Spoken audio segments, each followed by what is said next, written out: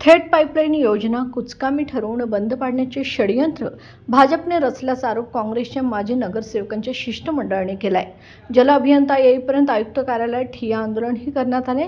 शहराध्यक्ष सचिन चव्हाण यांच्या नेतृत्वाखाली शिष्टमंडळाने प्रशासक के मंजुलक्ष्मी यांना भेटण्याचा प्रयत्न केला, मात्र त्या अनुपस्थित होत्या। यावर चव्हाण यांनी प्रशासक जाणीवपूर्वक काँग्रेस शिष्टमंडळाला भेटत नाहीत असा आरोप केला। 4 पैकी 1 पंप बंद झाल्याने पाणी पुरवठा विस्कळीत झाला आहे। 3 महिन्यांपासून दुरुस्ती न झाल्याबद्दल ठेकेदार व अधिकाऱ्यांना कारणे दाखवा नोटीस देण्यात आल्याची माहिती अतिरिक्त आयुक्त शिल्पा दरेकर यांनी दिली।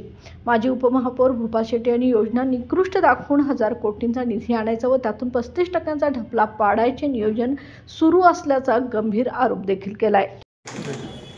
2-3 दिवस झाला रविवारपासून कोल्हापूर शहराला पाणी पुरवठ्याच्या या ठिकाणी आणीबाणीची परिस्थिती तयार झालेली आहे आणि अशी होत असताना आज आपण पाहिलं काल जर पाहिलं म्हणजे गणेशोत्सवाच्या काळामध्ये ही पाणी नसण्याची पहिली वेळ आहे। अगदी गणपती बाप्पाला सुद्धा या ठिकाणी रस्त्यावर त्यांनी आणून महिलांनी या ठिकाणी रास्ता रोको केलं। हा रास्ता रोको करत असताना आमचं स्पष्ट मत आहे की कोल्हापूर महानगरपालिकेचे अधिकारी त्याचबरोबर ही मेंटेनन्स ज्यांना दिलेलं आहे ते लोक आणि हे जाणीवपूर्वक ही योजना गळकी असल्याचं लोकांना भासवायचं आणि काँग्रेसला त्याचं श्रेय मिळवून द्यायचं नाही, हे षडयंत्र या ठिकाणी रचलं जाते असा आमचा काँग्रेस पक्षाच्या वतीनं त्यांच्यावर थेट आरोप आहे।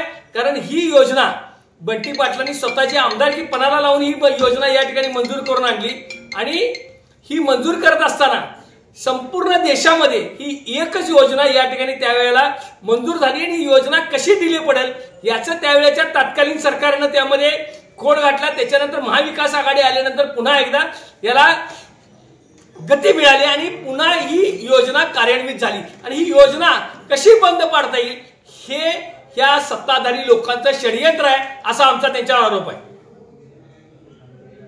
कोल्हापूर महानगरपालिकेला कामावाडीच्या धरणातून थेट पाईपलाईननं पाणी पुरवठा होतो। त्यामध्ये 4 पंप टोटल आहेत। 4 पंपापैकी 3 पंपांना पाणी चालू होतं, 1 पंप स्टँड बाय म्हणून ठेवला होतो।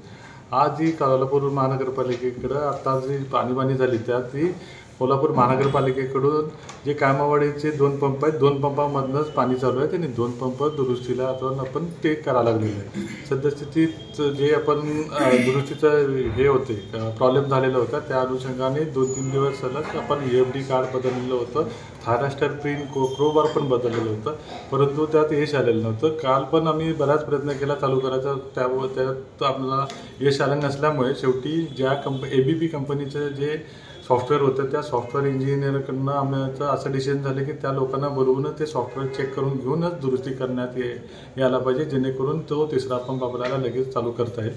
त्या दृष्टीने आज आम्ही त्या ABB कंपनीशी संपर्क साधून त्यांचा इंजिनियर सुरतहून आज निघाल आणि उद्या सकाळपर्यंत कोल्हापुरातील 11-12 वाजेपर्यंत त्याच्यानंतर आपण त्या व्यक्तीला कामावाडीच्या इथं घेऊन जाऊन 3रा पंप चालू करायची कारवाई ठेवतात। या व्यतिरिक्त शिंगणापूर पंपिंग स्टेशनमधून पण आपण आज ट्रान्सफॉर्मर होते व पॅनल बोर्ड होतं, पॅनल बोर्डचं कामही आपण करून घेतलेलं होतं। आज ट्रान्सफॉर्मर 12 तासासाठी आम्ही तो हिटिंगला ठेवल्यानंतर उद्या दुपारी त्याची डायल आणि ट्रायल टेस्ट घेणार आहे, जेणेकरून जर ती सक्सेसफुल झाली तर उद्या संध्याकाळपर्यंत आम्ही शिंगणापूर पंपिंग पण चालू करायचं आमचं नियोजन आहे।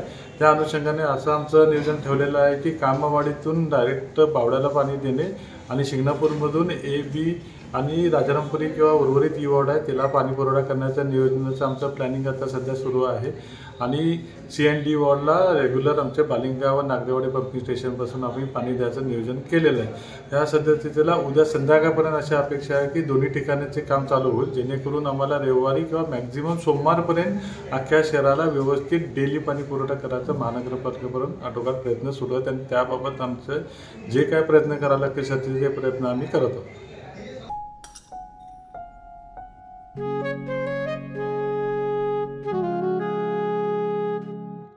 बाबा, आज येताना बासुंदी घेऊन या ना। अगं कालच आपण आईचा वाढदिवस होता म्हणून आणली होती ना। ऐकलं, गोकुळची बासुंदी पुन्हा खावीशी वाटतेय। खरं सांगू, मलाही खावीशी वाटतेय। पुन्हा पुन्हा खावीशी वाटणारी गोकुळ बासुंदी।